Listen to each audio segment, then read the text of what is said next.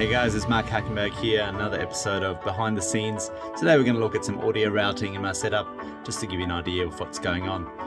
We're going to talk about how I plan to record everything that I do, and how I then plan to mix it, and how to make all this stuff a lot easier once you have the right connections in place. So on a basic level, we've got a whole bunch of connections that we have to make between instruments. We have to record those instruments, we have to mix those instruments and record that mix as well. And in that mix, we're going to have some processing like compressors and limiters. Now the point here is that I need to be able to extract all that audio at some point in the chain and still do the entire jam as if it was a live performance. So how do I do that? Let's start at the mixer. I chose this Model 1 mixer specifically because it has a lot of great features in terms of filtering, but it also allows for a lot of audio routing that's very, very helpful and interesting. So these fat cables here allow me to connect 4 instruments in one cable. These are DB25, so they carry 24 cores of cable, 8 times 3. So that's 2 sets of instruments going in, that's up to 8. And of course we're going to talk about mystery box another time, but that's basically it.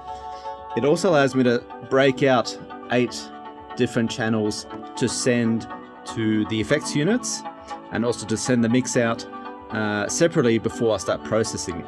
Because as you can see here, the Model 1 actually has an XLR output that sounds the best, and that's the one I want to record and process, but also I want to get the clean mix out that doesn't really get that coloration. So where does it all go? Of course we have all these bits and pieces here, and all the CDJs obviously hooked up with typical RCA cables, so nothing special here. So what essentially happens is we're going from an instrument like the peak. These are unbalanced cables. They're run to the interfaces that I showed you in that previous video. At the interface level, each instrument comes in on a separate channel, and I was able to work it out so I can record up to 24 independent channels, which means every single instrument that's in the jam can be recorded left and right or stereo completely independently. That allows me to put those parts of the mix together later, mix it down, create it, modify it, whatever. And so that's what makes jamming really, really effective, because if you're recording everything separately all the time, you're going to have a really easy time bringing them all back together. Now the second thing is then the interface turns that into a digital signal, goes to the computer for recording, but I also get an analog bypass that comes back into the mixer, and this is where these cables come in. So as soon as they get into the mixer, I still have then the ability to mix all those signals in an analog way. I'm not going to go into the details and depth of digital versus analog mixing, but certainly I do prefer the analog mixing outcomes that seem to get from this mixer. It's really a bit of personal preference here. Of course you can do it, and this is the difficult way to do it.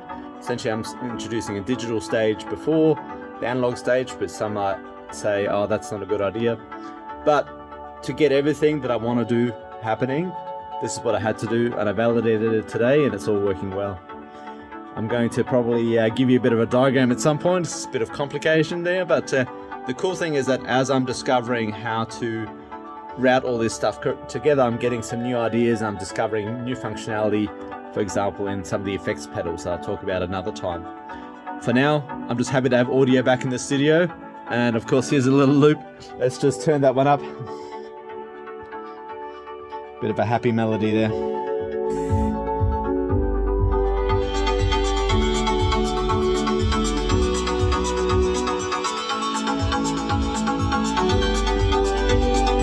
Loving those filters on the Model 1. Alright, that's for me, Mark Hackenberg, signing off, and see you next time.